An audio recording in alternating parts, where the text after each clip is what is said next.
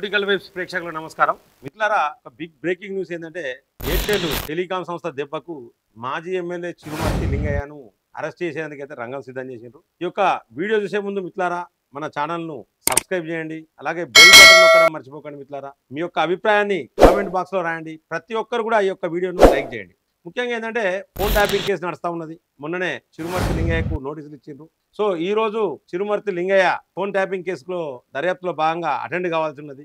కానీ ఏంటంటే మరి అటెండ్ అవుతాడా అటెండ్ కాడా అనేది పక్కన పెడితే ఈ రోజు ఒక పెద్ద బాంబు అయితే పేలింది. ఆ బాంబు ఏంటిదంటే ఈ యొక్క ఎయిర్టెల్ టెలికాం సంస్థ డేటా రిట్రీవ్ చేసింది. అంటే ఒక 2 నంబర్లను చిరుమర్తి లింగయ్య 2 నంబర్లు ఇచ్చి ఎవరైతే ఈ పోలీస్ ఆఫీసర్లు ఉన్నారో, ఈ అరెస్ట్ అయిన పోలీస్ ఆఫీసర్లు వాళ్ళకు ఒక 2 ఫోన్ నంబర్లు ఇచ్చాడు. 2 ఫోన్ నంబర్లు ఇచ్చి ట్యాప్ చేయాలి, ఫోన్ నంబర్లు ట్యాప్ చేయాలని చెప్పాను. వాళ్ళిద్దరు ఎవరంటే ప్రస్తుతం నకరేకల్ ఎమ్మెల్యే వేముల వీరేశంకు ముఖ్య అనుచరులుగా ఉన్న మదన్ రెడ్డి అంటే అలాగే రాజ్ కుమార్ అంటే వీళ్ళిద్దరు నంబర్లను కూడా ట్యాపింగ్ చేసినట్టు ఎయిర్టెల్ టెలికాం సంస్థ నివేదికను పోలీసులకు అందజేసింది. మరి అంటే దీని ప్రకారమే ఇప్పుడు దర్యాప్తు జరుగుతూ ఉన్నది. మొత్తానికైతే ఫోన్ ట్యాపింగ్ కేసులో ఒక కీలక పరిణామం ఏంటంటే చాలా మట్టుకు డేటాను రిట్రీవ్ చేసిండ్రు. రిట్రీవ్ అంటే రికవరీ చేసిండ్రు. సో దీంట్లో చాలా అరెస్టులు ఉంటాయి. ఇప్పుడు కారణం ఏంటంటే ఎప్పుడైతే కేటీఆర్ పోయి ఈ ప్రభుత్వం మీద కంప్లైంట్ చేసిండో ఢిల్లీలో, సో అప్పటి నుండి మళ్ళా ఈ యొక్క రేవంత్ సర్కార్ స్టార్ట్ చేసింది. సో ముఖ్యంగా ఏంటంటే చిరుమర్తి లింగయ్యను అంటే ఈ రోజు కనుక విచారణకు హాజరైతే